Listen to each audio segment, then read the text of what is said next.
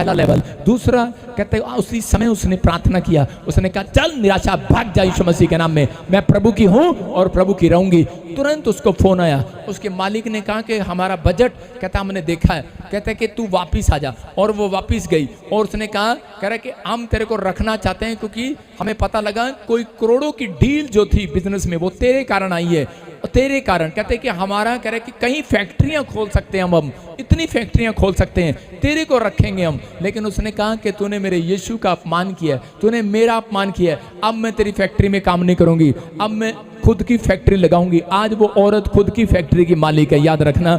परमेश्वर कह रहा जिनके अंदर ये विश्वास है कि परमेश्वर मैं अब ठंडा नहीं रहूंगा तेरे कामों के लिए, मैं अब ठंडा नहीं रहूंगा, ठंडे रहने की जरूरत नहीं है। इसलिए परमेश्वर कह रहा है, या तो कह रहा मेरे सिर दर्द हो गया ऐसे लोगों से, या तो तुम आत्मिक हो जाओ या फिर संसारिक हो जाओ, कहता है एक हो जाओ। लेकिन आज कह रहा कभी गुनगुने 50-50 लोग परमेश्वर को पसंद नहीं है। उस औरत, अगर उस दिन हो सकता था वो औरत कहती कि परमेश्वर मैं आज के बाद मैं नहीं कर सकती प्रार्थना, मैं बहुत टूट गई है, मेरा हस्बैंड मैंने रोज कुटता रोज मारता। आजकल लोगों के बहाने पता क्या, मैं 50-50 इसलिए हूँ क्योंकि मेरा हस्बैंड मैनू कुटता, मनु ना मोटा जा मुंह करके मैनू मारता, मैं इस करके बैप्टिज्म नहीं ले पा रही, मश करके चर्च नहीं आ पा रही है, जैसे पान खा रही हो मुंह में।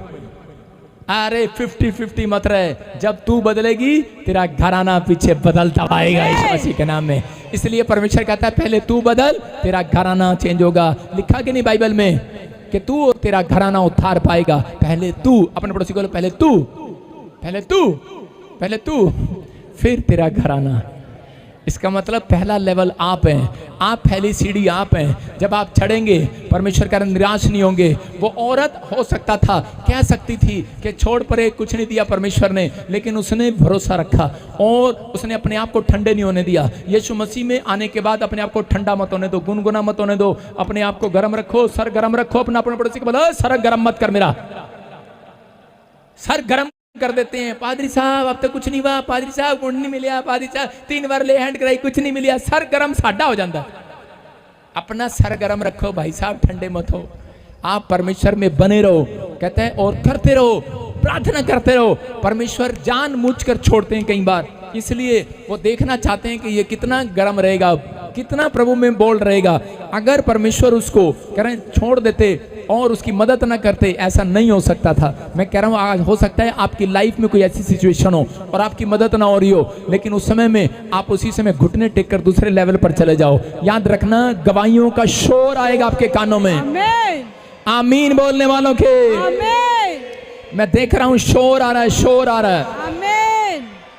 संसार के लोग बड़े चालाक होते हैं। अभी किसी को बोलो आत्मिक बन जाओ, पता के सवाल क्या करेंगे, कितना चलना आत्मिक, आत्मिक कितना चलना, कितना बनना आत्मिक, दस दो। जितना तुम कहोगे पादरी साहब अपा उदा ही बन जाएंगे।